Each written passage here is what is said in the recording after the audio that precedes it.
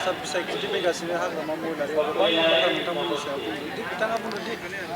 बिथांमोना इउपिफोरा जुदि सिट रानलायनानै बिसायख'थि गेलेगोन होननानै बिथाङा मोनसे बर'नि रावाव बुङोब्ला हाग्रामाखौ मा होनगोन माने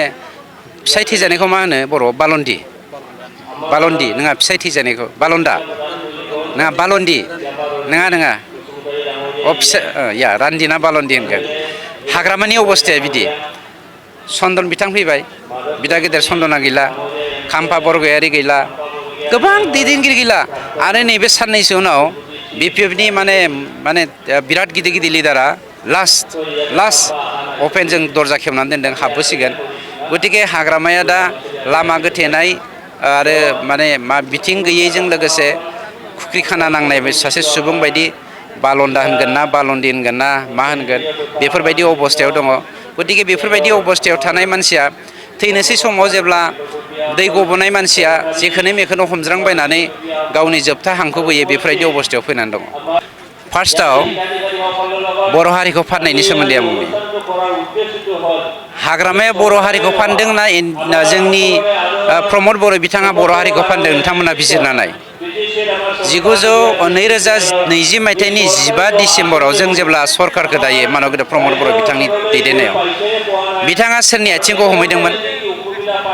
हारिखौ फाननो थाखाय नङा होमबा बिथाङा हारिखौ फाननो थाखाय सोरनिबा आखायाव आथिंखौ हमहैदोंमोन बिनि सिगां गावनि गादिखौ जुगामि लाखिनो थाखाय रोजा रोजा मानसिनि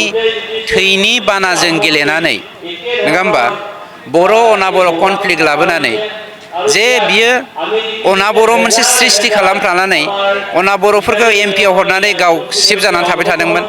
नै दाखालि जेब्ला पावारा जोब्बाय अनाबर'नि अनाबर'नि लिडारा हिरा